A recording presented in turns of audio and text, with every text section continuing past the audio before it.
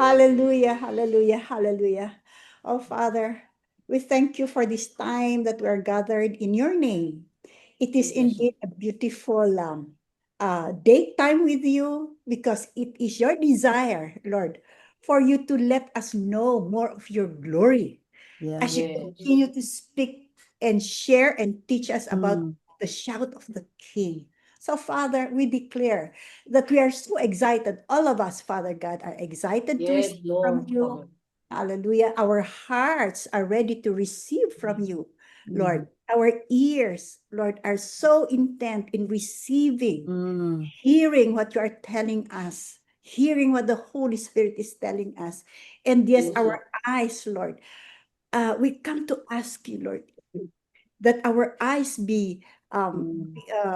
would be able to see, Lord, and envision, Lord, what you Yes. desire for us to have, Lord. For Amen. indeed, that is what you are working in us for us to be able to express, declare the shout of the King, Father God. How Amen. you are Mm. glorified. So we thank you, Jesus. Lord, throughout the session, Lord God. It's going to be a fun time receiving from you, for the joy of the Lord is in each and every one of us. We thank Yes. all our Wi-Fi connections, electricity, Father God, are stable. So, Father, we give you all the glory in Jesus' name. Amen and amen. Amen. Amen. We are bringing back the ark. We're bringing back the ark. We are people of your presence. Part of the cry, part of the shout of the King is also, bringing the glory of God. And so um, we are people of his presence, and we're bringing back the ark is very, very uh, prophetic for us right now in where we're going, what we're doing. And so, yeah, actually, this is the first time our church is also hearing this message. And so I'm just giving you a little bit of a sample of this message, where it's going, what it's about. And before I go any further, let me just welcome some people that are here for the first time. I mean, at least on video, Brother Albert Visitacion. Yeah, welcome, welcome. Yeah. From Ilocos, right? Yes, Pastora. Yes, yes. Welcome again. And of course, see Francis. This is like your first time, right, Francis? No? No, Pastora. Okay. You've been in the group. Yes, Okay. with the La Trinidad and then having here at home. Yes, okay. I think this is my third time at home. Okay.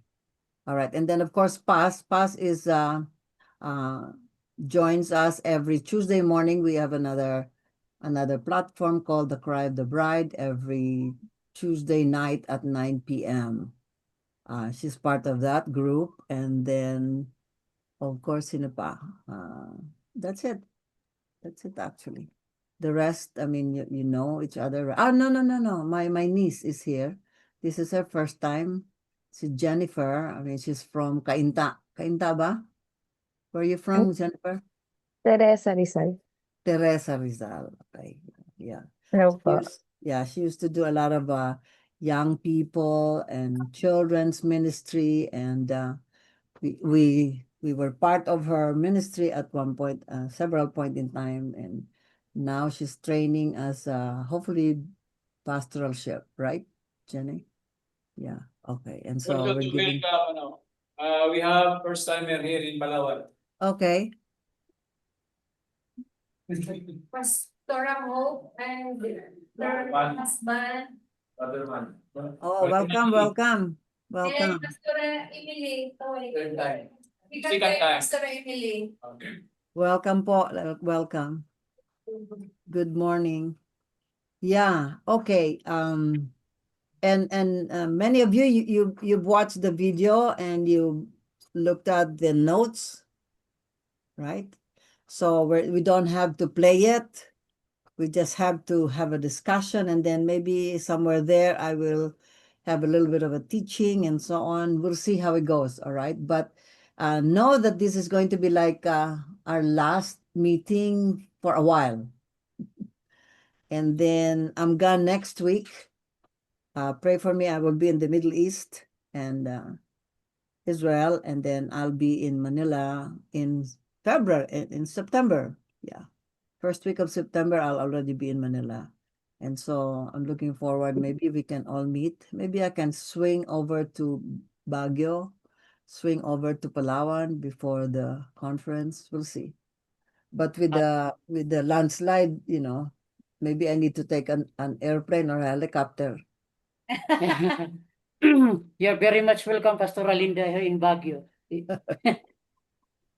All right. Teleport, Anyway. Pastora. Huh? Teleport. Yes. Divine privilege to bring you to places without any physical right. Yes. Amen. Amen. Amen. But anyways, yeah, so welcome anyway. So this will be like our last session, and then we'll meet hopefully, in November or December for a little bit, and then we'll see. We'll see how it goes. But hopefully you're praying for our conference, and hopefully God is going to be really able to move in a mighty way. All right. So before we go to discussion, let me just point to us, like I was saying today, the worship that we were listening to is the title of that worship is Bringing Back the Ark. And you know the story of the ark, right? I mean, at some point in First Samuel, during the invasion of the Philistines, the sons of Eli, the prophet, the priest, the high priest of Israel at that point, at the time, were very corrupt and so on. And so during the attack of the Philistines, they tried to bring the ark with them into the battle. Parang amulet, parang, lucky charm, instead of, really looking to God for the reason for the ark and what the ark was representing, was represented. And so, but so we know what happened. They were all they were defeated by the Philistines, and so the Philistines was able to get the ark, and the ark, they brought it into the temple of Dagon, and then of course we know the story. Dagon, had to fall. Dagon broke his neck and fell, and of course a lot of tumors and those kind of diseases came upon the Philistines, and so they had to remove. They have to put the Ark of the Covenant somewhere, and it went to the house of Abinadab, and then for I think about 3 months or something like that, the Ark stayed in his place, and they saw that he prospered and everything, and then from there, David decided that he must return. The ark must be returned to Jerusalem, and so he ventured to take the ark back to Jerusalem. But the other problem here is they did not inquire of the Lord on how to carry the presence of God, how to carry the ark, and therefore they loaded the ark into a cart, and so when they were probably bringing down in the cart, the Ark of the Covenant, it was wobbling, it was moving, and so one of the priests that was kind of on the side of the ark tried to help the ark to be aright, and so right there, by touching the ark, the priest died instantly, and of course they were all terrified. And of course, David was so terrified and so offended by that God would kill Uzziah. And so, one side comment there is when we need to, one of the things here that the Shout of the King will emphasize when, during the conference, will be carrying the glory of God. And that's why the song we just heard today is, bringing back the ark. It's about time we bring back the ark, bring back the presence of God.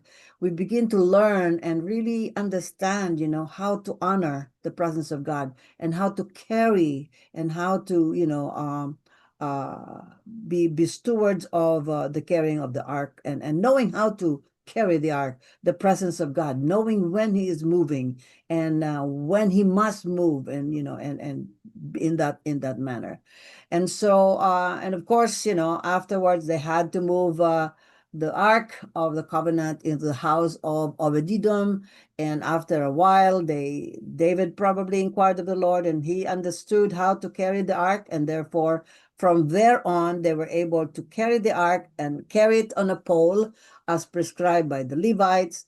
And so from then on, but the other thing there, I mean, I'm just shortcutting, that story, which I hope you've read it. And if not, go back to First Samuel, Second Samuel. The implication here, the context here that I'd like to press onto us as people of God is that we must understand how to carry the presence of God, how to nurture it, how to know when he is present and when he is not. Kasi there's so many times when people will say, oh, what the presence of God is here, but actually the presence of God was not there. It was all man-made. It was all, just manufactured. I mean, all props and so on and so forth. And so the genuineness of the presence of God is going to be very, very important. And he is coming, okay? And so a few things that I just want to premise us before we go into the discussion. Angelo, can you flash that for me, please? So what is the shout of the king? I'm not going to really discuss it because I'm hoping that you already listened to the tape, the video, and then you have looked at the notes, and based on how you will be sharing your perception, your takes, we will see if I will continue to teach. So what is the shout of the king? When we know the answer, we will know how to be ready to engage in what is to come now.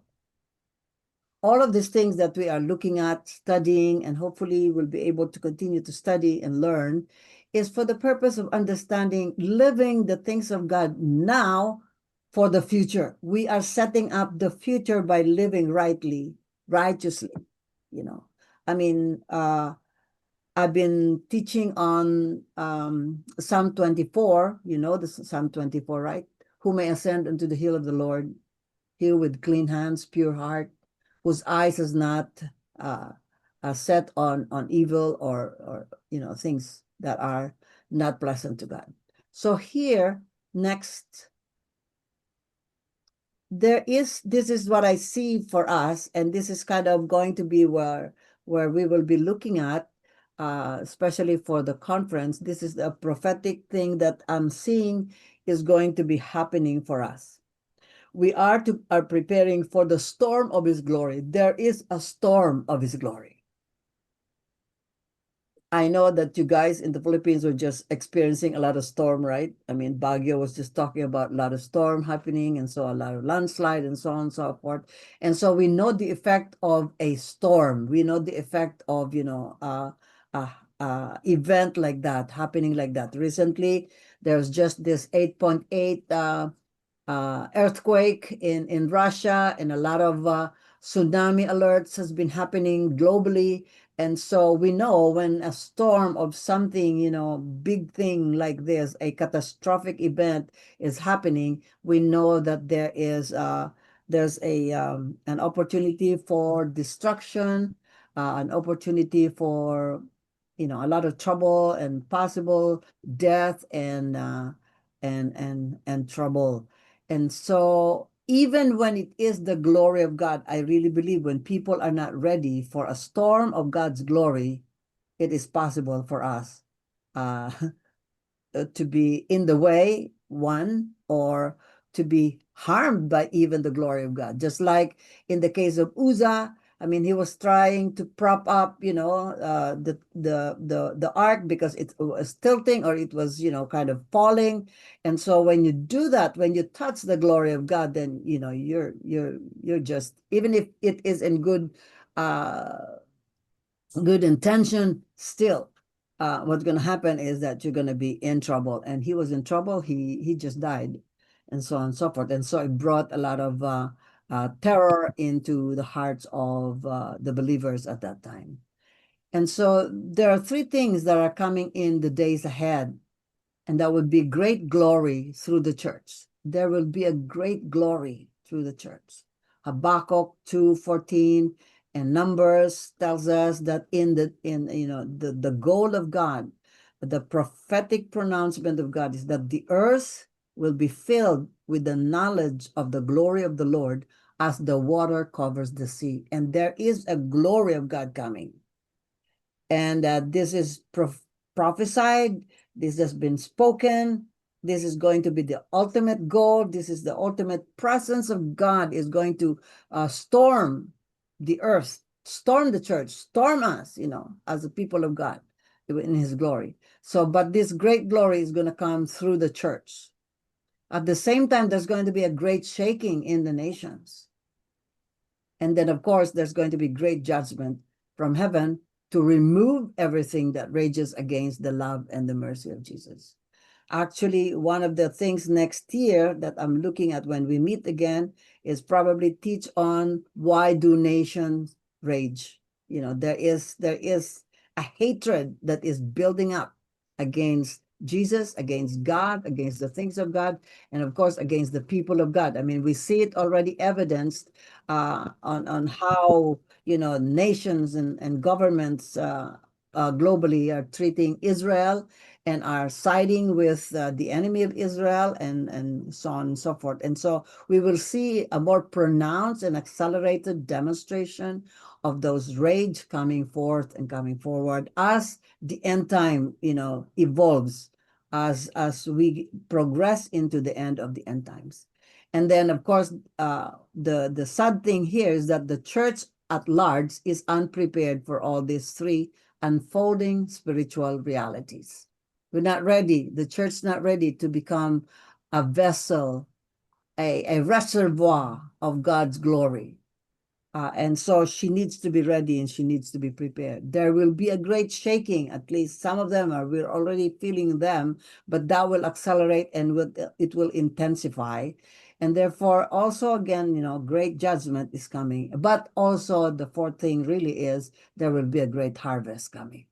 When the glory of God comes, there will be a great harvest also coming forth. Amen. So basically, that's kind of the premise I just want to lay as foundation for us. I mean, there's like 4 to 5 segments to this message, but I will just give this message tonight, or the message that you already watched on the video, is going to just a preview, just a little bit of something to just what I'm trying to do is get you to listen to what is the shout of the King, so that when we come together for the conference, you will have an idea of what the message is all about, so that you can take faith with me. You can start understanding about the glory, start understanding about what God is doing in the meantime. And some of we've been teaching on different things. Some of you it's not new to you, but then we will this message will be more, will be I'll be able to preach it or teach it as soon as I get together with you in October. So okay, so I'll end here and then let's go to you. How many of you've watched this? Welcome, Pastor Robert. Okay. Yeah. Yeah, is this your first time, Robert? Welcome. No, I can't hear you. You're muted. You gotta unmute yourself.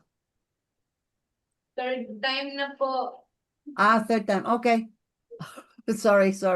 Yeah, it's more, I could see you're probably in your own internet. So, all right.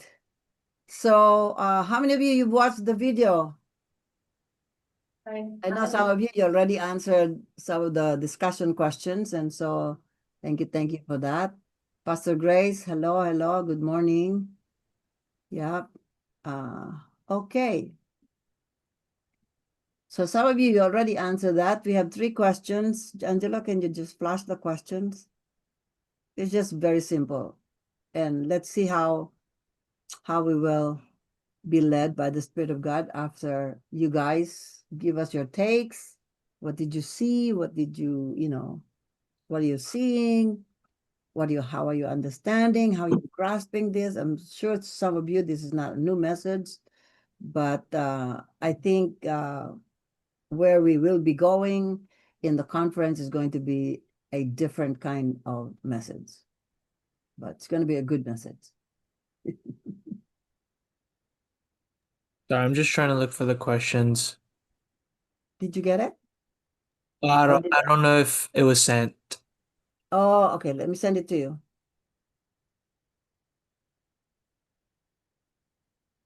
Okay.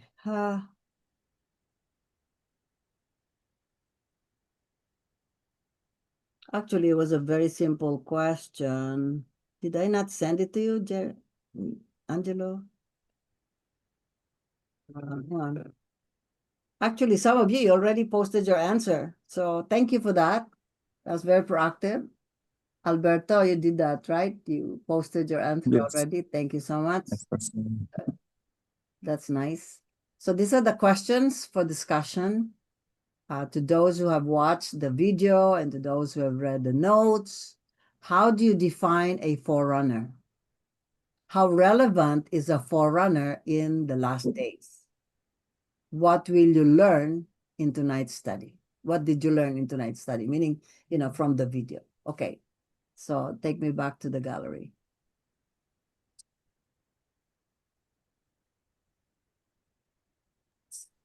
Hello, Pastora.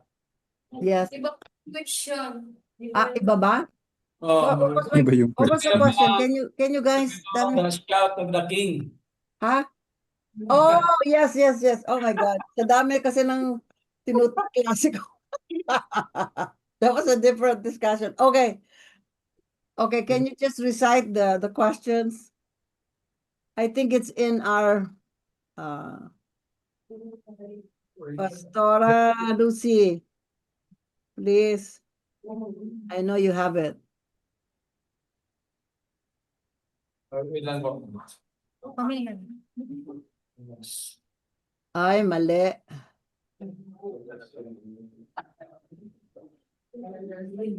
Papak-print kami. Sino merong question? Ito yung question. Kaya I will read it. What is Okay. the shout Of the of a king. king to your understanding from Numbers 23, verse 21? Mm-hmm.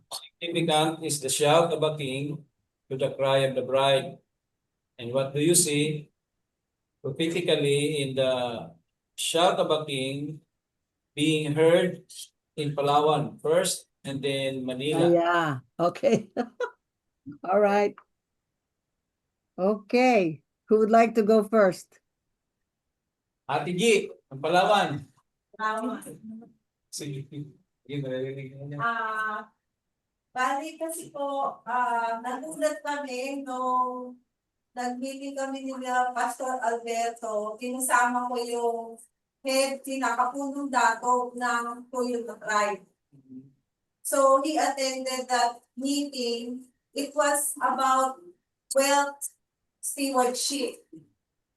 So and we are expecting wealth, but Pastor Alberto focus on the wealth of the Word of God.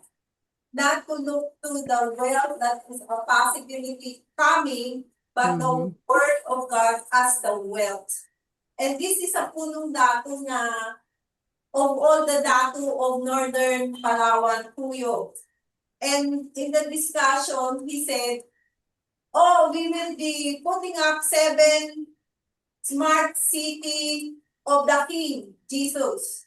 And because I attended the seminar, Grand Summit seminar, and there was the Kingdom of Cebu, Kingdom of Lanao, and he said, we will make the Kingdom of Jesus Christ of the Cuyuno tribes. And that's a big declaration he did. Mm. Because we, unlike the Mindanao, animes, or dito may animism, but every 3 o'clock they pray to Jesus Christ. So, and so with that emphasis, we will keep on praying that all the datu, because he's the punong datu and there are many datus and they are raising up more datus. So we can gather them and listen to Pastor Alberto on the wealth management, but more importantly, how to govern as the small king of King Jesus. So it's all connecting na kasi I was influencing him kasi cousin ko siya, but I'm older. So he's listening na yung half body na nasakit ako na last April. The next week after siya naman, sabi ko may paano ata. Ako ang ginagawa ko mali, siya din. Na paano? He said he repented, he did this and that. So I still need to get closer to him because he will be this August 8th. The one who is organizing is also a bishop of the tribe assigned sa Mindanao. So it's a different take, a different kasi sa religious group si Pastor Alberto, dito yung bishop is on the tribal.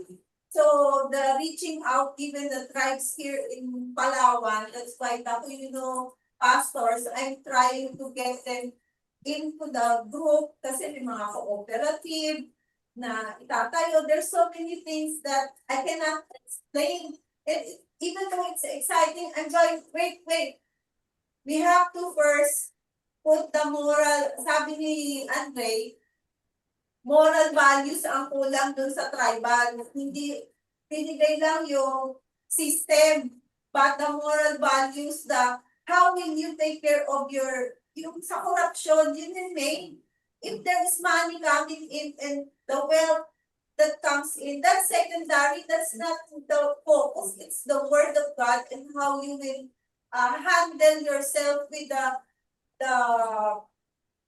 possible wealth that's coming in, but more so the word of God has to be pushed even more to this punong dato because he's going to handle not just Puerto Princesa, he's handling Northern Palawan, Coron, even somewhere in the south, some areas. So all the datos that are going to come in, I will try to persuade na mag-attend sila nung kay Pastor Albert, and the same time that you're also going with by ancestral blood, he's tracing half of the dato have the blood of King David.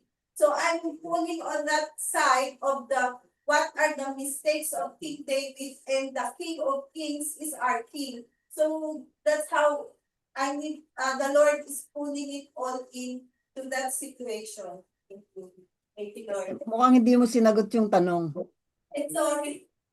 Yun yung sa akin na Naligaw tuloy ako. Naligaw ako dun. sorry, what I mean here is the shout of the King Jesus Christ is now showing up in the need of the hearts of the people to repent, and there was repentance with me, with Andre, and then but we have to continue to kasi there's hope of the coming kingdom, so we have to concentrate on that, of the coming kingdom of Jesus Christ. And at the same time, you were saying the kingdom is already within us, and that's also what physically Andre unknowingly is saying also. He wants to establish 7 cities that are dedicated to Jesus Christ. Mhm. Not of the other smart cities being developed by the other side. So really need to pray because the bishop is coming on the 8th and the CEO of the main group is coming on September 20. Okay.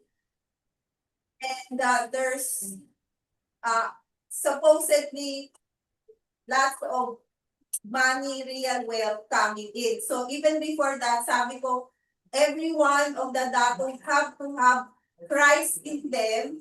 Yung mga faithful na dalawa, yung isang dato sa Taytay, he's talking about Christ all the time before even showing the presentation of Pastor Alberto.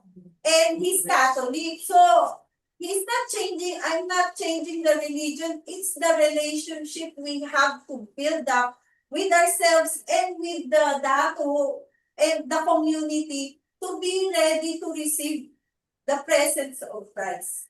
Okay. All right. Who else? Thank you, sister. Yes. Do you know our topic? Yes. Marina, Pastor Marina. Pastor Marina. Yeah. Go ahead. What I understand about the numbers, where chapter 23, verse 21. The question is, what is the shout of the king? To your understanding from Numbers 20-21, shout of the king is, wala akong makita kasawian, the victory. Yeah. Yes. Victory that the Lord is giving unto the people who stays in the presence of God.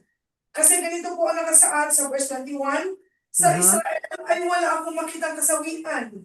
Sa kanila ay wala ring kapahamakan. Ang Diyos nilang si Yahweh ang kanilang kasama, ipinahayag nilang siya ang hari nila. Ito po ibig sabihin yung pagsigaw natin na we will stay in the presence of God, whatever happens, whatever the flood will come, we will stay in the presence of God. Purely we will worship the Lord, and there is no disturbances around us because we are seeing the coming of the Lord Jesus Christ, which is to call up the bride. Hallelujah. Opo. Amen. At kasunod po, ano nangyari? How significant is the shout of the king to the cry of the bride? Ito po ang ating dapat na panghawakan tayo ng mga bride. Kasi grabe ang temptation na nakapalibot. Pero, ano tawag dun? Itutuklon natin ang ating mata. We will just focus on the coming king, which is the Lord Jesus Christ. Next, what do you see prophetically in the shout of the king being heard in Palawan? Ang nakikita ko po ay unti-unti dumadami po kami. Ibig sabihin, marami na nakakarinig, nakaka-cope up ng cry of the bride na dapat na marinig ng bawat isa. I am so blessed being a part of this program, of this ministry, at ito po ay connected din sa aming pinag-aralan about equipping the MFS nameless, faceless, and Nameless. servants, NFS. Nagkukulit po doon sa aming pinag-aaralan. It means, really, the shout of the king is hearing in this Palawan.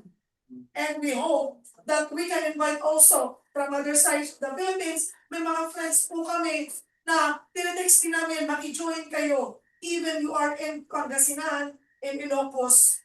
God bless po. Thank you, Pastora. Good job. Who else? Pastor Alberto. Ibang Alberto to ha. This is from Ilocos. Do you wanna go next? You have to unmute yourself.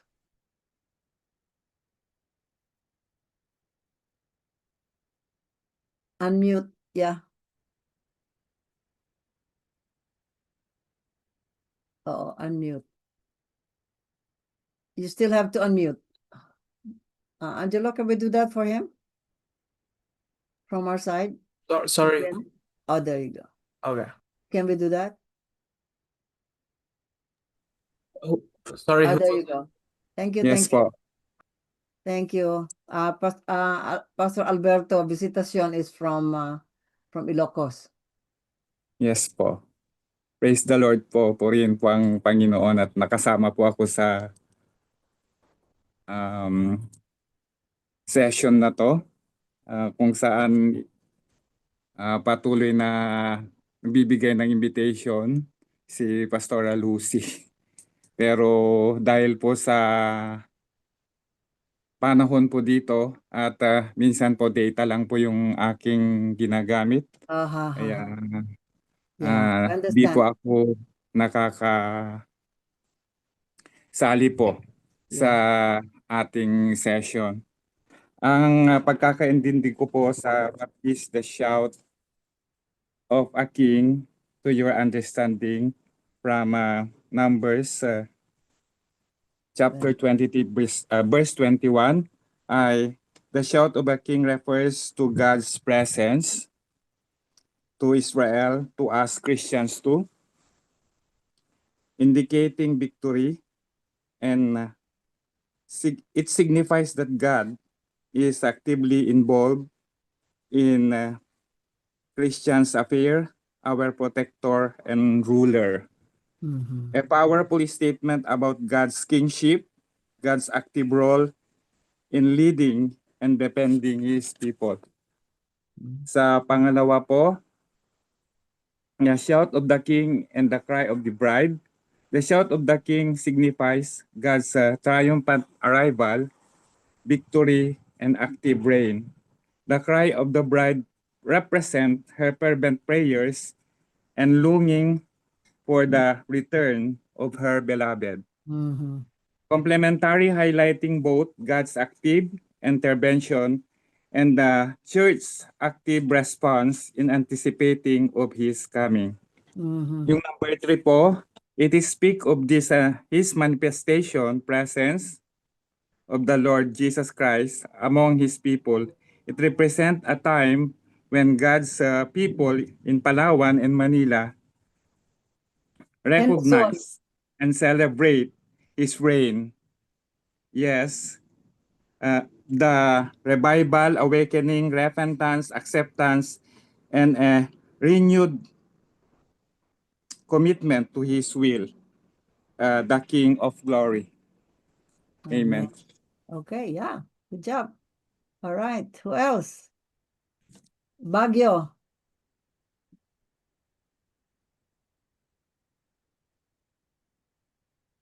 Who wants to go, Baguio?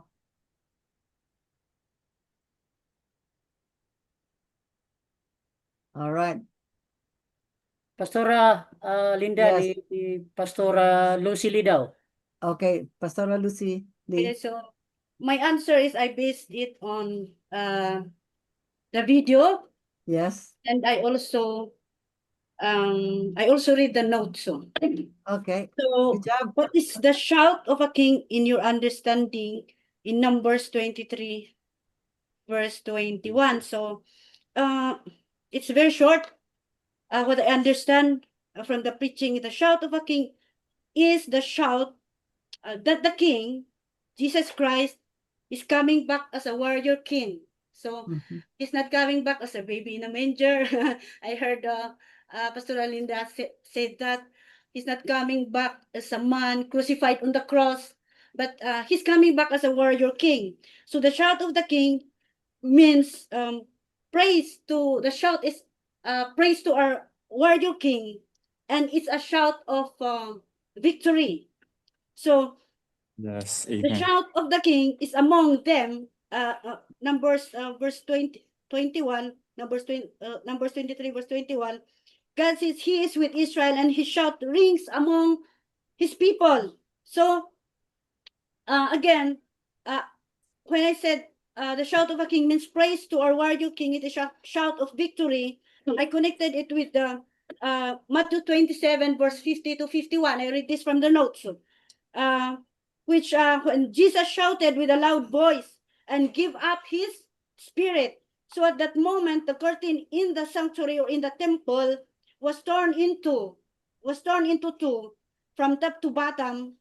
The earthquake shook and the rock split apart. So that cry must be so powerful, loud, that the curtain of the temple was torn. And so this is a shout of victory, or since this is a shout of victory, it symbolizes the end of separation between God and man. I think everybody knows that. We are all preaching that. It symbolizes the end of separation between God and man. So we are no longer distant from God. We now have the free access to God. So the Yes. shout is among them. He is with Israel, meaning he's with Israel. And even now, the shout is among us. He is with us. So, yun po. In the question number 2, I have also an answer in question number 2. How significant is the shout of a king and the cry of the bride? A very short answer also. The shout of a king, I said a while ago that is a declaration of victory. So in connection with the cry of the bride, it can illustrate the relationship between God and his people. So the shout of the king signifies his powerful presence. I think Alberto Visitacion said that a while ago. The Yes. powerful signifies his powerful presence or victory, and a call to his people. So while the cry of the bride represents her response to the shout, the cry of the bride Amen. responds to the shout of the king. Her love, the bride's love, and her anticipation of the union with the king. The warrior king comes. The bride, the cry of the bride represents her love and her anticipation of the union with the king. So the shout and the cry together symbolizes the ultimate union of God, amen, with his people. And that would be a joyous and triumphant moment for us all, with as the bride of Christ, having the shout of the king or the shout of Jesus. So it's a joyous, triumphant moment for all of us. Thank you. That's it. I haven't answered the third question. Okay, good job, Pastor Lucily. All right, anybody else? May Pastora Marcy daw po. Okay, Pastor Marcy. Yes. Si Pastor Marcy talagang suki lagi yan na tatayo. This is also I take note from the video. I take note from the video, and I believe that that the presence of the king is marked by a victorious shout. So so the shout is not just a noise, but it is a spiritual declaration of alignment of faith and divine authority. So I have here some points that I see in the video is God dwells with a shouting people in Numbers 23:21. And the shout of a king amongst them is this was laid by Balaam, meant as a curse, but become a declaration of Israel's blessed status. So the shout signifies God's favor, his presence, and unstoppable blessing. So where God is enthroned, victory sounds. Even when others try to curse, still victory sounds. No one can curse God's people. So if the king is among us, his shout will break every curse, silence the enemy, and declare who we are in him. And another one is there's power in prophetic obedience, in unified shout, just like what was mentioned in Joshua 6. So God gave Israel a strange strategy. They walk around Jericho in silence for 6 days, then shout. Then the shout came after obedience. So that's happened. So their unity, their silence, then sudden shout brought down the fortified, impossible that wall. So another one is the shout declares victory. Victory before the battle ends.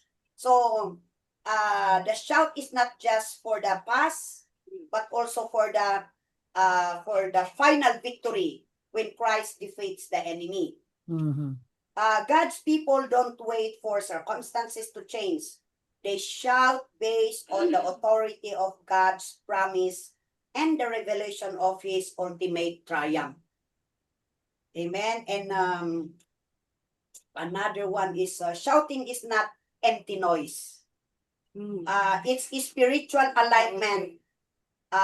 Your shout in faith with understanding, not in emotion alone. Mhm. So when God is present, breakthrough becomes possible. So His shout in our midst brings healing, brings deliverance, and open doors. Mhm. So to sum it all, this teaches us that God is in the midst of His people. His Mhm. presence is marked by a shout, a declaration of identity, power, and victory. From Israel's shout at Jericho to the prophetic shout and revelation to the blessings in Numbers, the shout represents faith, unity, obedience, and divine authority.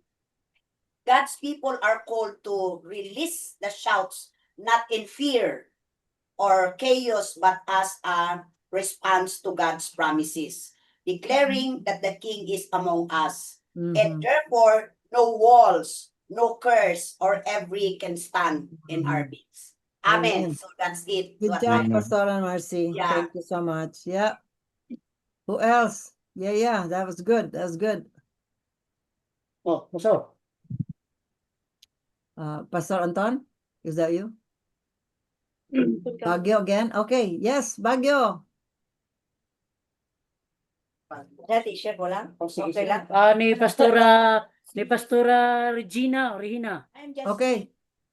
that's new, but then as I read the Numbers, chapter 23, verse 21, I had seen that the shout means authority from the king, and it talks about urgency for Uh-huh. the bride to get ready. And the cry of the bride, it means that they are longing for the presence of the king, and they are in need of the king. So that's it. There is the union or the unity between the king, which Yes. is very much needed in this very last day here in Baguio. The unity, Yes. the king and the in need bride, for that warning that Jesus is coming very, very soon. Amen. Amen. And Praise the that's Lord. beautiful. Hallelujah. Yeah, Pastor Regina, that's awesome. Yes, yes. Okay, from Manila. Katatlo na tayo. Opo, the shout of the king is the very voice of Jesus saying, I'm coming soon. Yes. That's the verse of the red letters in the Bible is the shout of the king. The very words of Jesus Christ is spoken by his own voice. And the Uh-huh. last voice that we will hear is, I'm coming soon. Yes. And then I'm here. Yes. The sound that the kind of the sound that there is no voice in it, but in his very presence, and saying, I'm here for you, my bride. Amen. Amen. Amen. Amen. That's good. Thank you, Stepas. All right. Who else do we want? Anybody? Any volunteers? Just unmute yourself. Palawan. Palawan. Okay, Palawan. Sir Banji. Okay. Yes, yes. Banji, Palawan po. First of all, before I answer Yes. any question, I am not, I am not a pastor. That's okay. Maybe it's a prophetic pronouncement for you too. So, her household. Yes, I'm also a member of the church. My answer to question number 1 po, sa question na, what is the shout of a king, your understanding from Numbers 23:21? My answer po is, this is the shout of victory where Israel shouts the shout of victory with their king with them, that they recognize that they will never be destroyed by their enemies because their king, the King of Kings, the conqueror of all their enemies is with them. For question number 2, how significant is the shout of a king to the bride of bride? The shout of my answer, the shout of the king is significant to the cry of the bride because it assures the bride that she will never be defeated by the enemy because the king will fight with her and for her. As for question,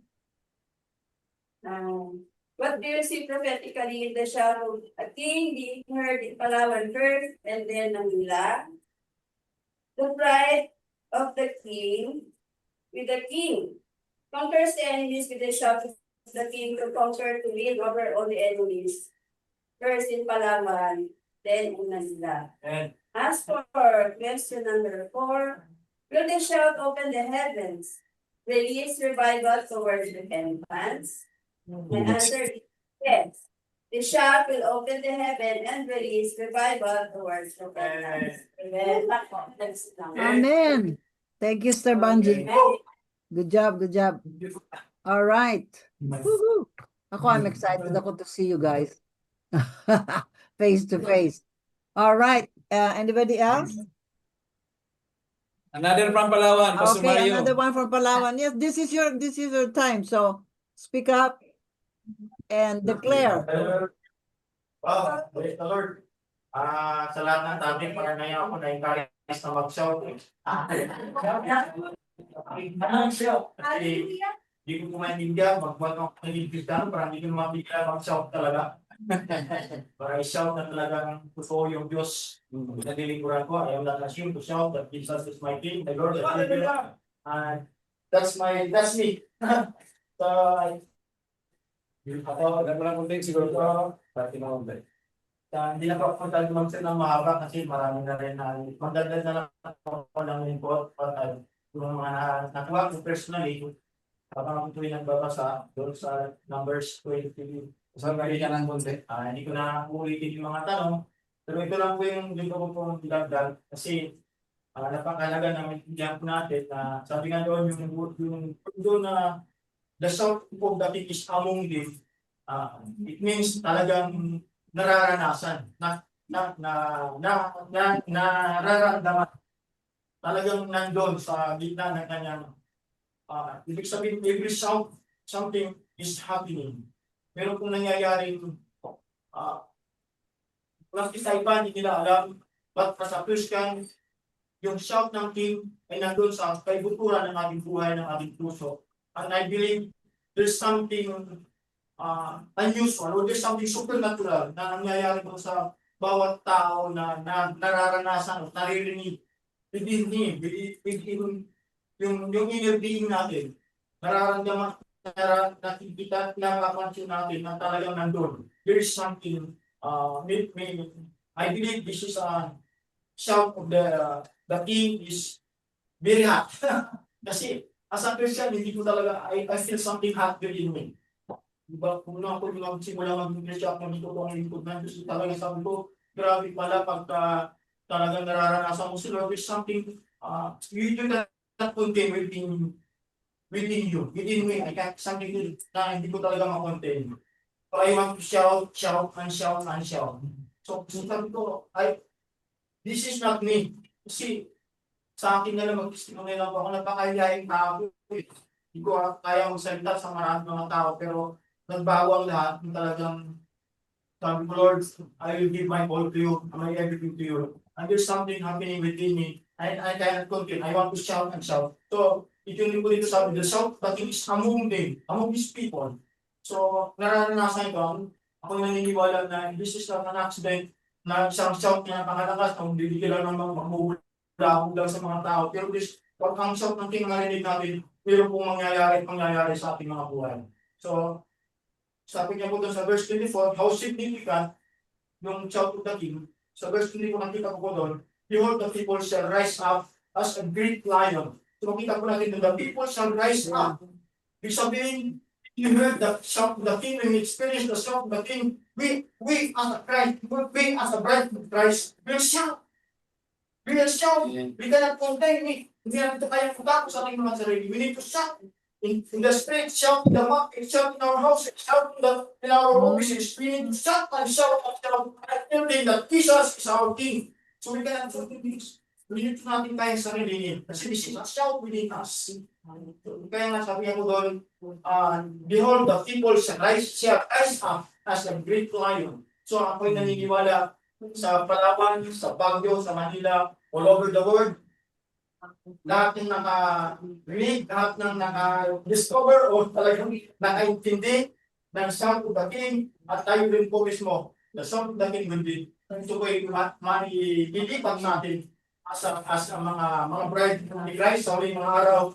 We will be the one to shout sa ating mga lansangan, sa ating mga bahay, sa ating mga pamayanan. We will shout everywhere in our churches. We will shout that Jesus is coming very soon. Maranatha! Jesus is coming soon. Amen. That was good. I like that. I like where it's coming from. You know? Yeah, yeah. Hallelujah. Yeah. Ikaw, Pastor Anton, next. Question.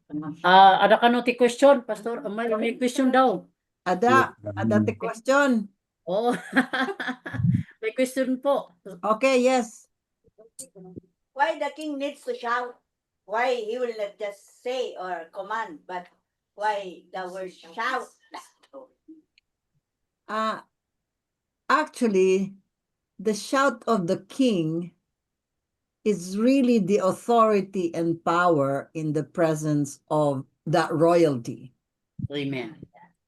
You know, it's saying shout because it's the sound of that authority. It's the sound of that presence. It's the sound of his power, his majesty, his magnificence. That's the sound that the king is able to release to them.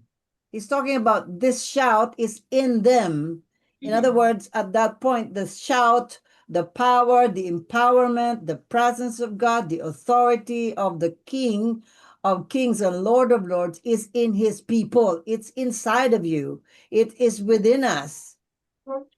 That's what that is. It's not just the king shouting, but his presence is bringing a shout.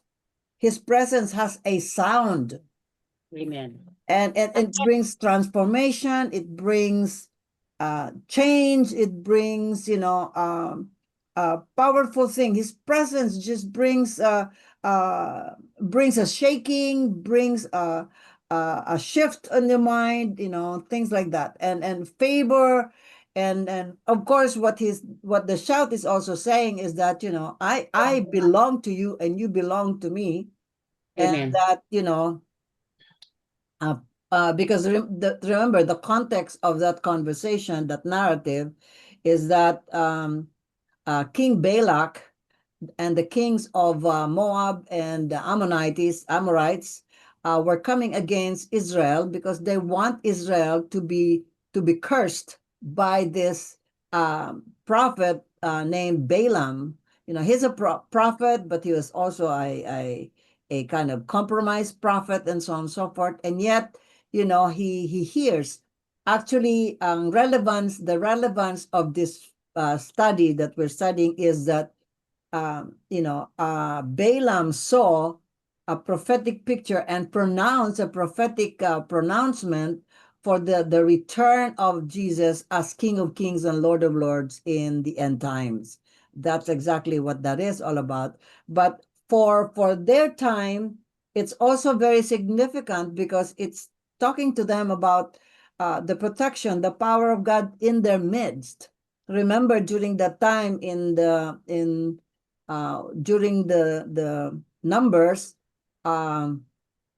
they were transitioning to go to the Promised Land, but they're not yet there. All right, but at this time, I mean, evidently the neighboring countries were afraid of them because of their God, because of how they would win the battle against their enemies. And so they saw. So actually, the reason for King Balak and all of the other leaders in Moab and the Ammonites is because they're afraid of Israel and they want Israel to be cursed so that they can, they can be defeated. But of course, in the conversation, we know that God says, no, Balaam, you're not going to curse Israel. You're not going to be, but what is the relationship? What's the significance of that conversation is that you can see, and you see the evidence during this war in Israel and Iran and in the Middle East that, Israel is undefeatable. I mean, I have a lot more to say about that next time, but, the protection of God for his people is so evident that, regardless, the shout of the king is in the heart of the people. And for us as Christians right now, as global church, that strength is also in us. And what we would like to learn here and what is the prophetic significance for us is that, as the cry of the bride is being pronounced by the church, the body of Christ, the sound of the shout of and the authority and power of the king is going to be made evident as a response to that cry. Anyways, come to the conference if you want to listen to the next part of that topic. All right, but sufficient. I think that should answer your question a little bit, and then the rest, you have to come to the conference. Thank you. Amen. Thank you. Who Thank you, else? Pastor Linda. You're welcome, Pastor Anton. Okay po, yung sa akin po, itong naintindihan ko po dito sa Numbers chapter 23 verse 21, shout of the king. Ito ay shout ng authority and to know not just only for the Israelites, but God wants to know even their opponents or even their enemy that Israelites is God's position. Gusto ng Panginoon na sabihin sa mga kalaban nila, sa mga na ang Israel ay sa Kanya. Exactly. And yun po, ano po yung significance sa ngayon? Our significance is the shout of the king to the cry of the bride. So, nung nag-pray po ako, ito po yung naintindihan ko sa kung ano yung significance ng shout of the king sa mga panahon ngayon. This shout is a shout of awakening. Awakening about the plan of Jesus Christ for these last days. Awakening for the body of Christ. That the body of Christ needs to prepare for these last days. And also, shout of the king for these last days is shout for the unbelievers for them to be awakened also sa kanilang puso at isipan na people need the Lord. People need Jesus. Sa lahat ng mga nangyayari ngayon, na ito yung sign ngayon ng malapit na ang pagparating ng ating Panginoong Jesucristo, na lahat ng mga tao kailangan ma-realize na kailangan ng bawat isa ang Panginoon. That's the shout of the king. Yun lang po, Pastora. Amen, amen. Thank you, Pastor Anton. That's the beautiful thing about, everybody bringing in their insights. It's coming from not necessarily just from one vein, but from one source of understanding to different kind of expression. So it's really beautiful. I mean, everybody has a different, insight, but they're all put together. They're all wonderful. All right. Who else? Fredilyn from Palawan. Okay. Pagkatapos Magandang araw po. Magandang gabi po sa ating. Good morning, yes. Ano po, yung shout of a king, nung pinapakinggan ko po kayo sa video, yung pumapasok po sa akin yung The shout of a king is the roar of the Lion of Judah. Tapos, bakit po ba nag-roar? Kasi tinatanong, bakit kailangan mag-shout yung king? Bakit kailangan mag-roar yung lion? Di ba?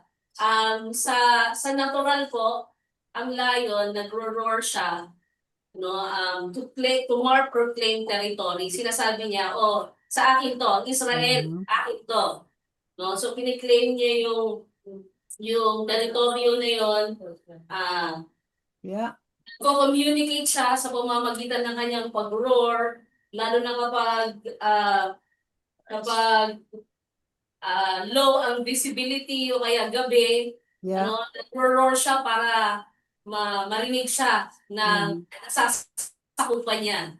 No? So, ganun din, nag-roar ang Panginoon sa atin to communicate with us, lalo na kapag madilim o low ang visibility. Para rin po ipakita ang strength para ma-intimidate o ma-scare off yung mga kalaban. No? Nagro-roar siya, yung lion. Kapag meron din parang social bonding mo ng mga lions, so minsan bilang isang lion kundi sila nagsisynchronize na roaring sila. So mayroong response, nagbabonding po sila para ma-reinforce yung unity at may signal nila yung collective strength nila. So, parang ganoon din, no? Yung tayo, nung Cry of the Bride, nagre-respond tayo sa roar ng lion. Amen. Sa ating synchronized na roaring ay we are signaling collective strength as a group. Amen. So, that's good. sa mga panahon ito, nung panahon na nangyari po ito, wala pang hari po na physical. Yeah. Tao sa Israel sa mga panahon yon. They were led by Moses, tsaka si Joshua, tsaka yung mga wala pa po silang hari noon. Pero yun nga, kaya nga po nung panahon na gusto nung panahon ni Samuel, Propeta Samuel, nung gusto ng Israel na magkaroon ng hari katulad ng ibang bansa, na-offend para sa Diyos itong si Samuel dahil God is your king, sabi niya. So, nung sabi ko dito na kasi nababless talaga ko yung word na inilagay ng Diyos sa bibig ni Balaam. Kasi God has commanded me to bless at hindi ko marireverse yun. Hindi pwedeng yun, sabi niya. Talagang nandun yung full intention and determination ng Diyos na i-bless ang Israel. At kalakip sa blessing na yun, na marinig ang sigaw ng isang hari sa kalagitnaan po nila.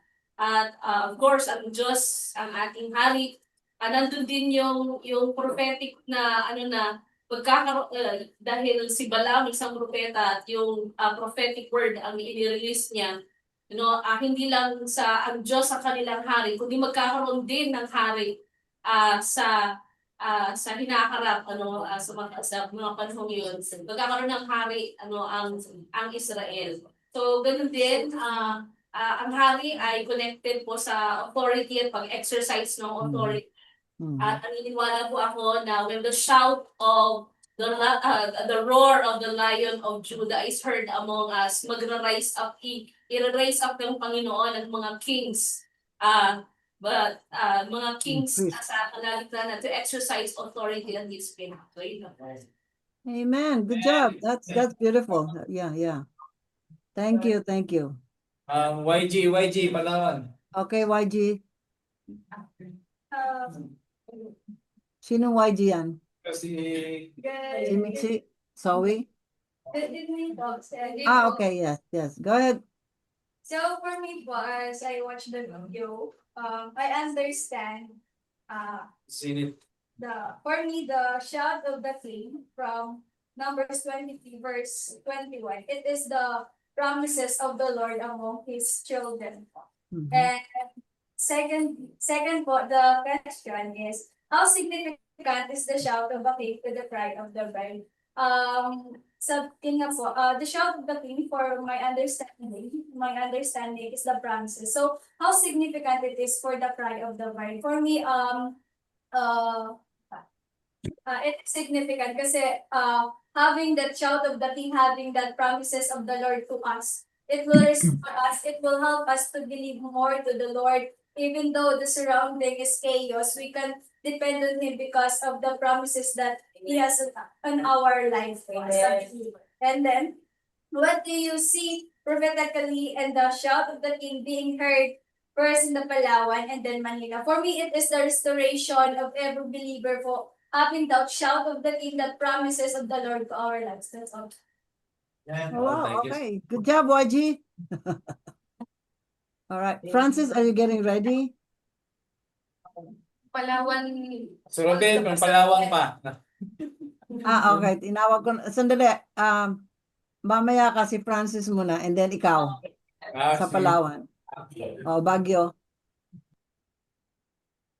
Yes, hi. Good day to Kanina pa siya everyone. ready na eh. Yeah. Oo. Yes.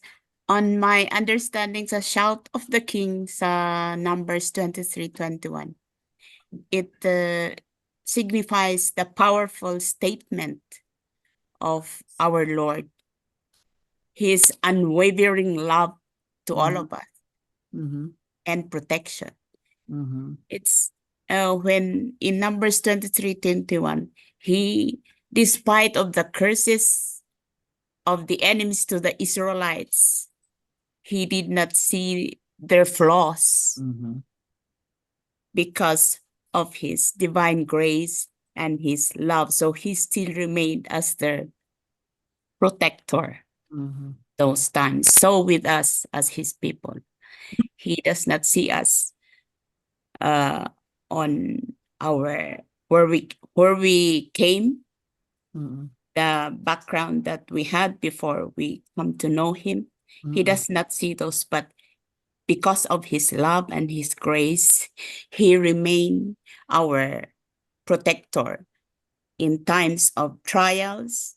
He still remains standing for us and fulfill His promises to us. And for the question of how significant is the shout of the king to the cry of the bride, I connected it I just got reminded of in bearing my child, like a mother, a future mother, who is very excited in preparing all the things that she needs for the coming of her baby. And with all his excitement and anticipations and her eagerness to see what he had been looking for, what he had been praying for, and that is the cry of the bride, his preparations, eagerness, anticipations, excitements. And when the baby arrived, wow, it's a joy unspeakable, and that's the shout of the king as a mother to her child. So the shout, the cry of the bride is our eager anticipation and great acclamation in looking forward, because we are prepared. Like what we are doing right now is one way of cry of the bride, preparing for his arrival. And then the shout of the king, it's like the cry of the bride is our engagement to the Lord. And when he arrived, there will be a marriage. And wow, that is the joy unspeakable. That's the shout of the king. Significant. So that's how I understand and how I relate the shout of the king to the cry of the bride. Good job. Good job. Thank you. Thank you. Thank you so much. Okay, Palaman, back to you. Good morning at magandang evening po. So, I'm so much blessed po talaga sa ating group sa Pride the Bride kasi we are preparing ourselves to be the bride of Christ. The shout of the King, gusto ko lang basahin po, Pastora, Go ahead. yung nai-send po ni Jeremy. Hindi po ako nakapanood ng video, pero ito po yung binasa ko. Talagang super touched po ako at super blessed na nalaman natin po ito. So sabi po doon, the shout of the King refers to a powerful biblical concept where the presence and victory of God are manifested through a shout or declaration of faith. Hallelujah. Abang sa pastora po nagkakalta kanina that our God is like na i-represent yung lion po. Pag nasa, ano tawag ng jump? Pag ganun po, pag marinig ng ibang animals yung roar pa lang ng lion, for sure, kalaplaan sila. Kalaplaan sa kailangan pang Bulasa. Pagka... Buhan. So, iwalay sila, takot sila kasi nandyan yung lion. No? Bakit? Because the king of the jungle is lion. So, tinanong ko si Pastor kanina kung anong tawag sa kanya. Kasi siya po yung corps commander po kasi siya ng C-80 before. So, pag walang mag-shout po doon, hindi po magkakaroon ng drill. Diba? So, pag hindi siya magsasalita kahit Command. pag hindi siya mag-shout, walang yun po yung command niya. No? Lang formation. Walang confirmation. Yes. So, Formation. napakahalaga po that we will know that the shout of the King, it's a powerful biblical representation po talaga ng presence of the Lord. And it signifies God's active involvement in the lives of His people, offering protection, victory and assurance of His presence. And this shout can be a declaration of faith, a battle cry, or a shout of joy and triumph, and all pointing to God's power and sovereignty. So napaka-importante na tayo bilang bride ni Christ, alam natin that the shout of our King is kasakasama po natin. So kanina umaga po, meron kasi kaming 1 year Bible reading sa church. So doon po kanina, nasa Isaiah kami, na ano po doon yung kasama natin ang Diyos, di ako mangangamba, di ako mababalisa kasi kasama natin ang Diyos. Kahit dumaan pa tayo sa apoy, dumaan pa tayo sa ilog, walang mangyayari sa atin because our God is with us. The shout of the King is with us. And prophetically, Palawan represents the sword of a warrior. No, bakit napunta kami sa Palawan? Bakit si Pastor ay naging asawa ko? It's because bakit nga ba? It's because of the prophecy by Bill Perry, if naalala niyo po, na ang Philippines ay kagaya sa warrior. Tapos yung sword po doon ay Palawan. Grabe, it's so touch po talaga sa akin. Ay, doon ako pupunta sa Palawan. Grabe yung ng God sa akin. At dahil yun yung binanggit ni Pastor, kasi kung sa totoo po, ayaw ko talaga sa Palawan. Ba't nung nabanggit niya yung Palawan? Oh Lord, bakit siya pa? Kaya wala akong nagawa. The shout of the King is in me and is in him. Doon kami sa Palawan. So prophetically po, pag gano'n ang pag-usapan, ang saya-saya, di ba? So it represents the sword of, Palawan represents the sword of a warrior and the presence of God. Because alam naman po natin that John 1:1, ano nga ito? And the word was with God, and the word was God. Yeah. So if the Bible po is in us, if we have the Bible, to God be the glory, kasi hindi na po tayo magaya noon na magbitbit tayo ng napakalaki na Biblia, tapos pag makita tayo ng iba, kalaplaan din sila, takot na sa atin, kasi may Biblia na sila. Pero alam mo na sa cellphone na natin, may Bible app na, ang bilis lang natin pwedeng share ang goodness ng Lord.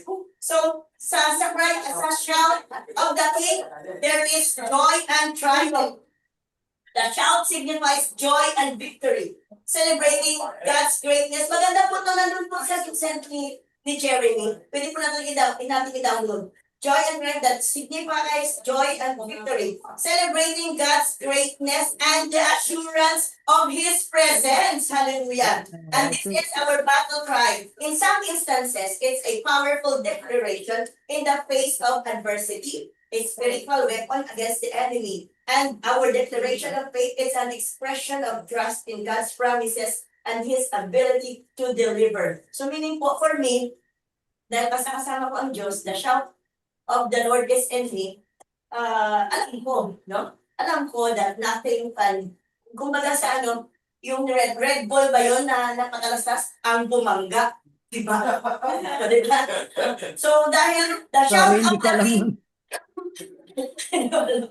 yun po yung advertisement nila, ang bumangga, diba? Yan, no? Kasi God is very fast and is with us. No? So the significance, we have the access to God's power. Amen. Oh my goodness. If we have the access to God's power, no need na maghanap ka pa ng connection sa Wi-Fi because God is with us na. So may access na tayo kay God. No need na ang pinaka-password lang dyan is our relationship with the Lord. And it also, dominion and authority. Aligned with God's purpose, believers and experience dominion and overcome obstacles. And we have confidence and assurance because the shout empowers believers to step out in faith, knowing God is with them. Amen. No, so binasa ko balik habang nagkakantuhan tayo dito. Binasa ko pa ulit-ulit at nagkuha ako doon ng nagustuhan kong version sa verse na to sa Numbers 23:21. Sabi po dito sa NIV version, no misfortune is seen in Jacob, no misery observed in Israel. The Lord their God is with them. The shout of the king is among them. Tapos doon po sa NBT, sa Tagalog version, sa Israel ay wala akong makitang sasawian. Sa kanila ay wala rin kapahamakan. Ang Diyos nilang si Yahweh ang kanilang kasama. Ipinapahayag nilang siya ang hari nila. Sa SND naman, wala akong nakita kapahamakan o kaguluhan na darating sa Israel. Kasama nila ang Panginoon na kanilang Diyos. Kinikilala nila siya na kanilang hari. So, the shout of the king is among us. So, kasi kasama natin po ang Panginoon. Walang ibang reason kung na mag-backslide pa tayo or hahanap pa tayo ng ibang options because our God is there for us. Amen? Wow. Yes. Thank you. Thank you. Thank you. Grabe po yung tawag doon, yung aming grabe yung pinagdadaanan, pero pinagdadaanan na namin. Hindi kami tumambay. But yes, tumambay po kami sa presence ng Lord. Because the cry or the shout of the king is our cry. Amen! Hallelujah! Thank you. Thank you. Good job. Napaka-excited nyo. Which is good. I mean, I like it. Dati tahimik lang no? Ngayon talagang unahan right? Na-empower, Pastora? Yes. Pastora, Teka, Baguio. Ako si Pastor Anton. Ha? Lang ako doon sa... Palawan daw. Palawan muna daw. Okay, nag-uunahan pa no? Okay. Palawan, go ahead. Mag-lang po ako doon sa dinner ni Pastor Abet. Mag-start po ako sa number 3 kasi nung binabas pakinggan ko yung video 2 times, 3 times. Nabasa din yung notes. Tapos dito sa question sa number 3, nung binasa ko to na what do you see prophetically in the shout of a king being heard in Palawan first and then Manila. So this strikes me. Bakit magsisimula sa Palawan then Manila? Will the shout open the heavens, release revival towards repentance? Nung nabasa ko po to, sabi ko nagpag-usap ako sa Holy Spirit, anong answer nito? Then what comes to my mind is yung kay Bel Perry nga po, prophecy na ang Pilipinas ay magiging burning bush So, tapos yung Palawan is the fiery sword. So, revival will start from Palawan. Bakit yung conference mag-start sa Palawan, hindi sa Manila? So, nung pwede ko po bang basahin yung kasi may yeah. Go ahead. yung prophecy po ni Bel Perry kasi nandito rin yung bagyo eh. Sabi niya, the vision of the Philippines, the following vision is one that I had in the spirit. I shared this vision and what I felt in the spirit about the destiny of the Philippines with a group of Baguio pastors. Hallelujah! Parang may magkahawig, connected, na kasama daw yung group of Baguio pastors, di ba? The first time I came to the Philippines in January 1987, they told me that they had heard a similar vision around 1985. So maraming mga prophecy sa Pilipinas, dito sa Palawan po. They were amazed that they were similar. It was a real confirmation to them that God wanted to use them in a special way and an encouragement to them after years of turmoil here in the Philippines. In this fast-moving vision, the nation of the Philippines was not just the 7,000 islands that comprise the archipelago. It appeared as a man in military armor, perhaps like what King David or the warriors of the Middle Ages had worn. Northern Luzon was the helmet and plum of this man of war. Palawan was the sword in his hand. So why Palawan? I believe that this is also what Pastor Alinda is hearing. So the Visayas formed the chest and heart area, and Mindanao was the lower part of the body with Zamboanga and Sulu forming the legs. The problem was the military man was in total darkness. That something happened. Flames started blazing up in various areas of the Philippines, in Manila, Baguio, and other parts of the country. So, yun yung parang ano siya, may significance or similarity na bakit magsisimula dito sa Palawan yung revival. So, may encouragement also to their pastors na kasama dito sa Cry of the Bride na maging ano po tayo dito yung maging intentional na bigay natin yung ating panahon upang talagang kasi hindi yun siya mangyayari pag wala tayong gagawin na part dito, di ba? Kung magiging wishy-washy lang tayo or dapat talaga yung magbibigay tayo ng time, okay? Hallelujah. So I believe there's no mishap why the shout of the king will be heard first here in Palawan, then to Manila because Palawan has a calling or a destiny to be a fiery sword. So I'm seeing that revival will start from this group. Amen. Hallelujah. And the shout of the presence of the Lord will open the heavens and will release revival towards repentance. I believe revival has started already in our hearts. Started with you. In our church. Amen. Lalong kagaya ni Pastor Marina na dumadami kami. Amen. Kasi kung patay, hindi dadami, di ba? So I believe na may buhay na dumadaloy mula sa LA papuntang Palawan to Baguio. Amen. And to Manila.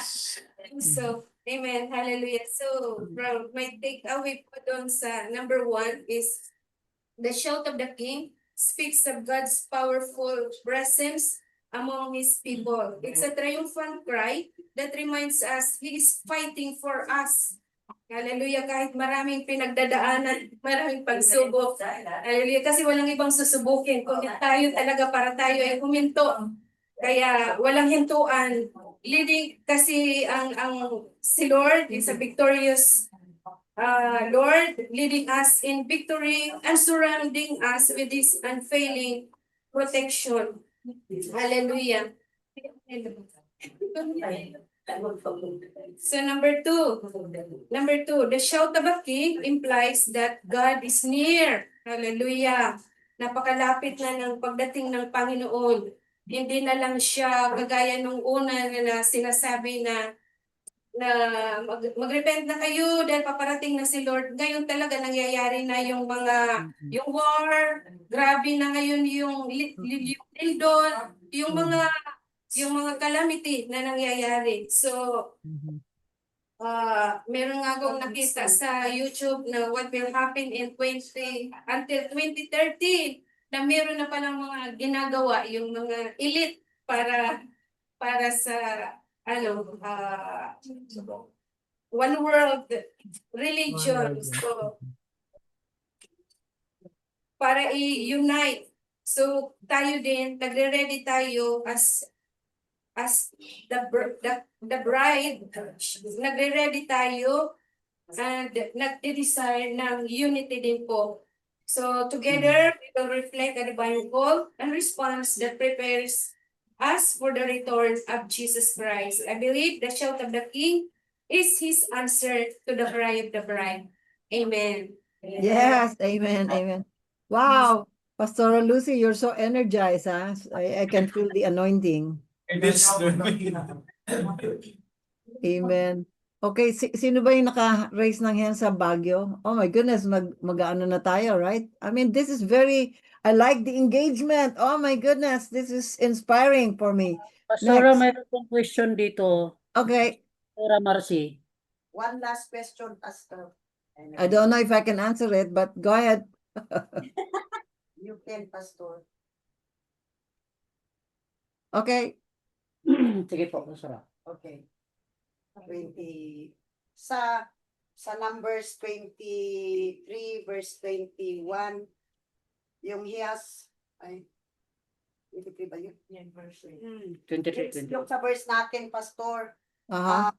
how do we reconcile this declaration with the many instances of Israel's disobedience in the wilderness? Mm-hmm. Be a prophetic perspective through the lens of covenant grace, or does it reveal something deeper about God's redemptive view of His people? On this Numbers 23:21. Let me Angelo, can you just flash the verse? Sorry, what was the verse? Numbers 23 verse 21. Give it to me in the let's get ready with 2 NIV and then amplified. 21, 21, right, Pastor Marcy? Yes, ma'am. So, ang question mo is, yung yung 20 verse 21 kasi, sabi doon, God has not beheld iniquity in Jacob, for he is forgiven. Sa amplified version to, because he is forgiven. But I have another answer. Neither has he seen mischief or perverseness in Israel for the same reason. So the Lord, their God, is with Israel. And the shout of praise to their king is among the people. So ibang version to, but take me to the New King James, Angelo, please.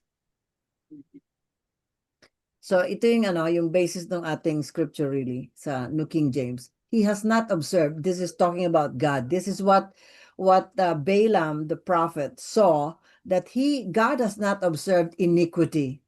Ito yung sinasabi ng Spirit of God to him in Jacob. Jacob is another name for Israel actually. Nor has he seen wickedness in Israel.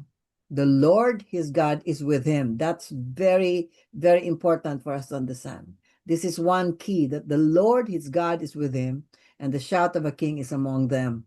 I mean, a lot of commentaries also has been, talking about this 2 things here, because we all know that Israel had sinned, murmured, complained, so on and so forth, and yet what this really implies in other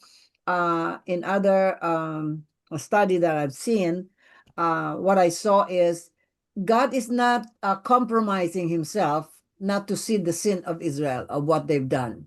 But what they have done, whatever sin, whatever wickedness they've done, is not enough for them to be canceled as people of God. That's what it's really saying. And he sees this, he sees their disobedience and so on and so forth. But just like Francis was saying, God kasi has an undergirding love for his people. So it's not that he is compromised because they're the compromising himself for overlooking their sin, but in this particular context, it's yung sin ng Israel is not enough. Kumbaga, it doesn't, warrant for them to be disqualified to become his people. And that's why makita mo yung next verse is, the emphasis is the Lord, his God, is with him. So that's actually the undergirding foundation for why, the why explanation for the first verse. And then from there, because the Lord, his God, is with him, with Jacob, with Israel, with the people of God, and that's why the shout of the king is among them. Amen. Because of his presence, because of his empowerment, because of his authority, and most specifically because of his covenant relationship with him and his love for his people. Amen. Basically yon, for that one. Kasi controversial yung ano na yun, but when you know the heart of God, then you will understand why the prophet Balaam saw that. And that's why one of the things that we're looking at here, and probably you will remember, my emphasis always is in the last days, all of us will have to have a right view of God. Amen. Because right now, there's so many people have a wrong view of God, or a romanticized view of God, or a religious and adulterated view of God, or just not the right view of God. There is a right view of God. And as we go as we go forward into the end times, into situations that are difficult, that are testy, that will require a real intimate knowledge and relationship with God, it's going to be we have to arrive at that. Our relationship must be stronger. It must not be superficial. It must be deeper, must be maturer. It must be, proven. That's why when some of you are talking about, in spite of mga pinagdadaanan, whatever, I mean, it's a good thing that we are going through those testings and trials, because that will shape us, and strengthen us into becoming a very resilient people with perseverance and, ready for whatever fight we might face, whatever situation we might have to, because the church right now is a little bit very weak, but the good news is we can grow, and we can be strong. And maybe it will start with you, with us, little people like us, and our determination, our understanding, our developing a strong relationship with God will bring us into a nearness and a closeness to God that, no matter what happens, though none go with me, still I will follow. That kind of resolve and resolution in our hearts. And, all of that, when one of the things that I know is very, very powerful for us in this time and in this season is when you are loved, you have confidence. Amen. And no, I'm not just talking about a romanticized love or a mushy love or a infatuation love. I'm talking about a proved and proven love of God in your individual lives.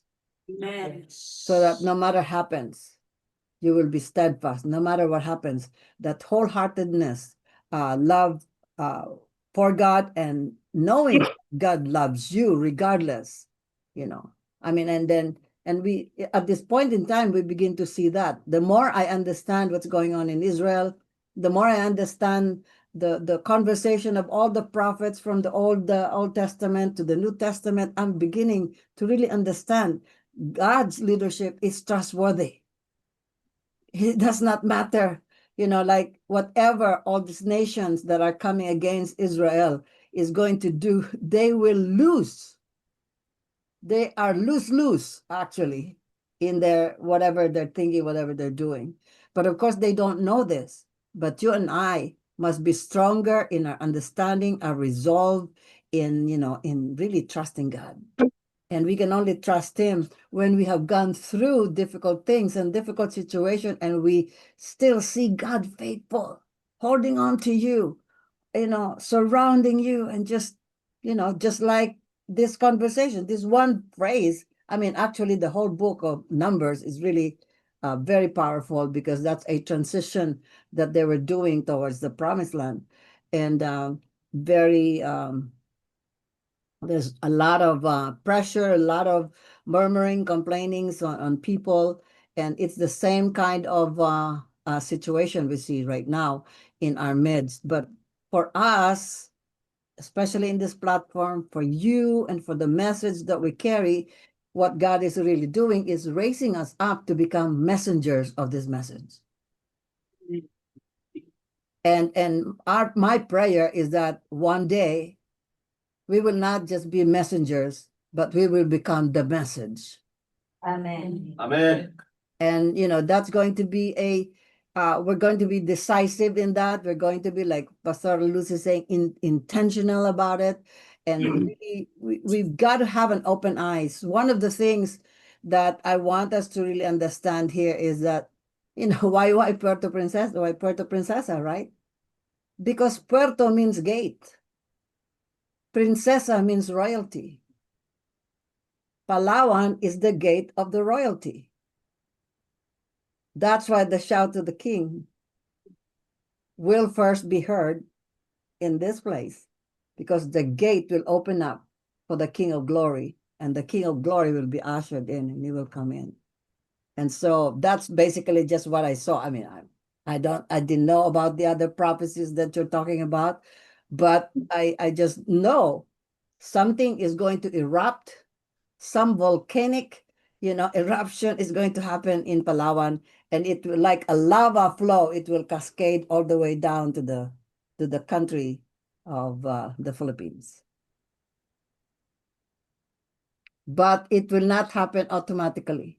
Every prophecy must be acted on, must be activated, must be believed, and must be pursued. Amen. All right. So basically that, but thank you so much. Oh my God, I wanted to listen to Pastor Grace, but do we still have time? I mean, it's I'm just enjoying all of you. I mean, you're so invigorated, you're so excited about, sharing your insight, and that is a pleasure. For me, that is a pleasure. That's answered prayer for me, because I remember us a year ago, and you're all just going to be quiet there. But right now, thank you. Thank you so much for trusting the leadership of the Holy Spirit in the midst of us. And I believe the other reason for this excitement is not just emotionally excited, but you spiritually, your eyes are being opened, and you're beginning to see the value of what we're doing. And you're beginning to really invest in what we're doing. And thank you so much for your time to come on every other Saturday, and so on and so forth. And I'm really so looking forward to be face to face with you. And then we will together see what's going to be next. Maybe I'll be in Palawan for like 6 months and just train. Maybe not 6 months, just exaggerating, but maybe a whole month. And we will not do conferences, but we will have a face-to-face, one-to-one, all of us really doing exercises. I want to see your churches. I want to see how they're growing. I want to hear how you preach. I want to see how your people respond, and so on and so forth, like boots on the ground. Because I know something is going to happen. Yeah. Praise the Lord. We will do the same thing to Baguio also, of course. Amen. Amen. Yes. Hallelujah. Pastor Grace is just waiting, you know. And of course, I mean, depending on the church of Pastor Alberto, we will see if we'll also go. But you know, you have, the church will have to be a little bit. Most of those who are in this platform we've been together, like Sister Lucy, 2 months, Pastor Lucy, 2 years now, right? We're on our 2nd year. Yes. 2 years, right? 2 years, yes, 2 years. Yeah, and I was just talking to somebody. Why am I still talking to you? You know, I mean, most people would just go to whatever nation or country and just do a conference and then leave. But to me, that's not the way. You know, you gotta follow up.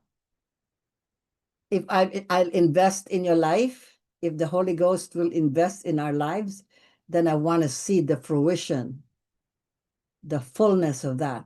I want to see the change. I want to see how you impact your society.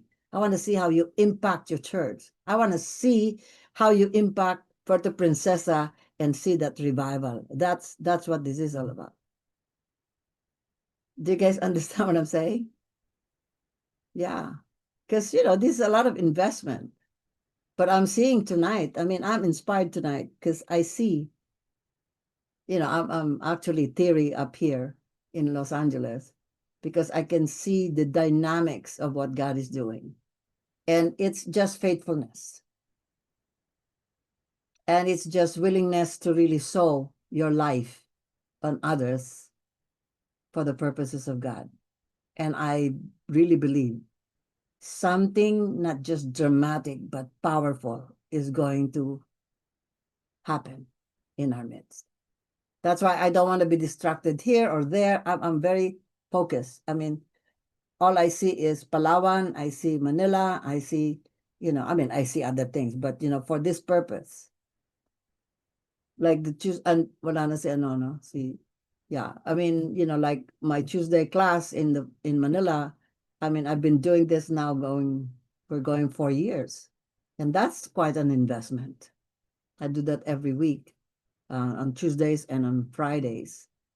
And then, you know, for you pastors, you know, on every other Saturday. But you know, you're just interject later when you're done. Yes. Little bit Go ahead. lang. Yeah, go ahead. Pastor Grace. Okay. Regarding what Pastora Lucy and Pastora Beth have shared about the prophecy of Palawan. Okay. And so they're excited about it, and therefore they see it that it is through them that all this prophecy will come to pass.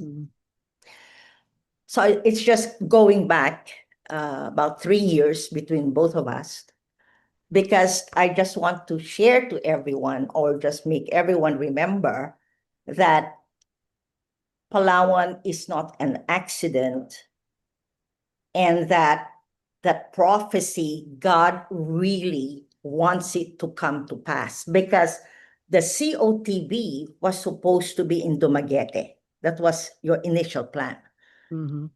And then I said, can you have it in Palawan instead, because they have the call of God, and then maybe COTV, the agent, you know, for the churches to be alive and to know the end time message. And so without so much ado with you, you know, you said, yes, let's just have it in Palawan. And so therefore, for those churches in Palawan, COTV is there because of the vision, because of the destiny that God has called you to be the sword.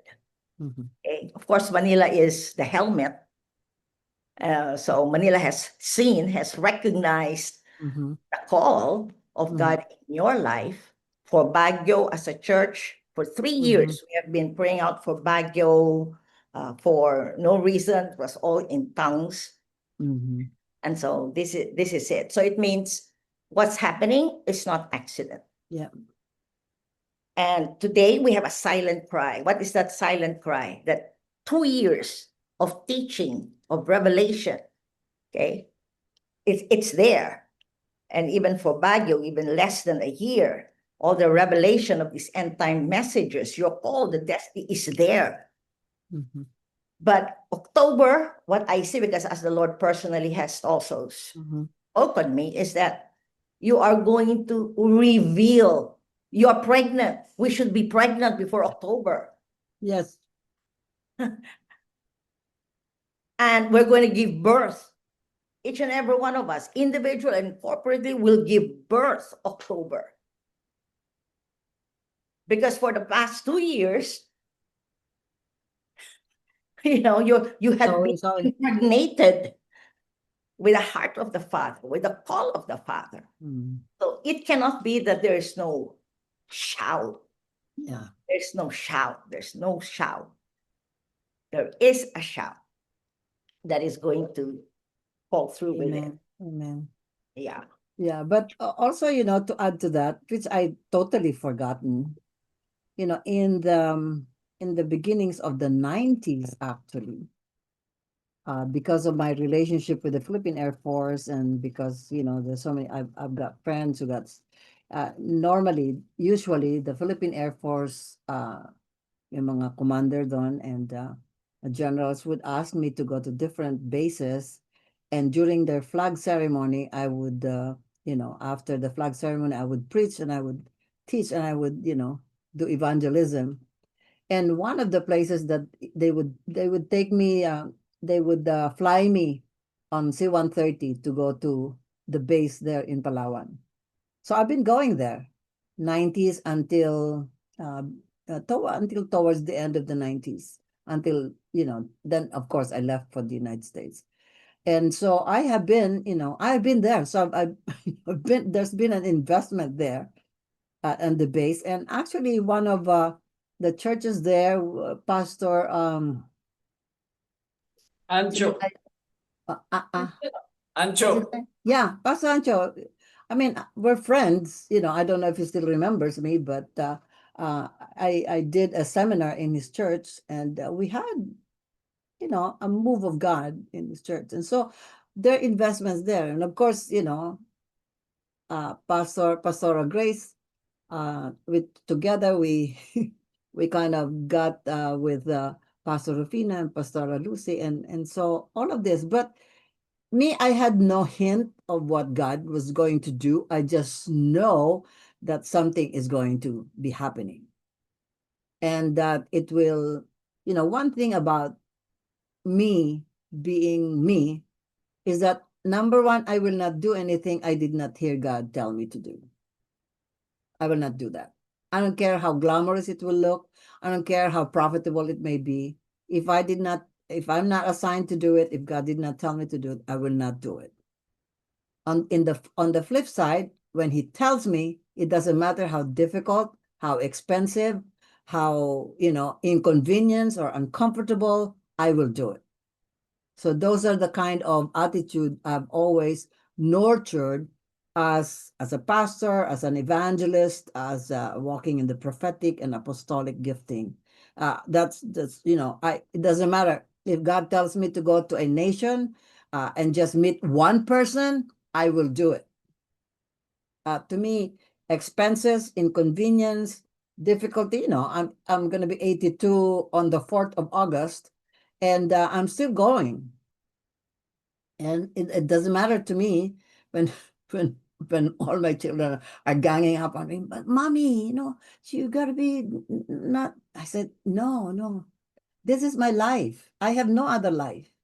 So I'm just sharing that with you, not to be, you know, to pat me on the shoulder, but I'm just saying to you that what we need as a church right now is resolve. We got to be resolved in what we need to do. We got to understand it. And there are many things being offered to me, do this, do that. No, I have my focus, I have my calling, I have my mandate, and as long as that is not fulfilled, I know I'm not going to die until it's fulfilled. Until a revival happens in Palawan and the whole of the Philippines burn for Jesus Christ. That should be a shortcoming, right? Shortcoming. But anyways, you know, and this kind of attitude is, this kind of posture, this kind of resolve is what I'm praying for, that will become contaminating, contagious for all of us. And then you in return, you know, bring that contagiousness into other people. And so with that, you know, we will all be stirred up in really, I mean, returning to God, returning to our first love, returning to, you know, I mean, this is no longer the time for us to think of ourselves, but think of the plan of God coming into fruition and fulfillment. And I believe it is coming. He is coming. He's getting ready to really return. He's listening to the cry of the bride, Maranatha, come, Lord Jesus, come. I love it when Pastor Maribeth, right? Was saying that your husband, unless he commands the troop to fall in, they will not fall in. And so, you know, here we have a troop that needs to fall in, not fall out, but fall in. And the voice and the proclamation of the shout of the King is going to be heard loud and clear in all of us. And we will platform that shout in the midst of us. And it will break barrier. It will destroy corruption. It will destroy selfishness, rebellion, and all the things that are happening in nations, most specifically in the Philippines. But really, this is going to happen in the church because we are God's reservoir of his presence and his glory. And through us, that glory will be poured out so that the earth shall be filled with the knowledge of the glory of the Lord as the water covers the sea. That's it. So thank you so much. God bless. Hallelujah. Anybody who wasn't able to say something, you know, just save it for another time. Advance happy birthday to you, Pastor Linda. Thank you, thank you, thank you. And more strength. Thank you Yes. po. Thank you po. Birthday po. Thank you, thank you, thank you. Yes. God All right. I'll bless. see you in September.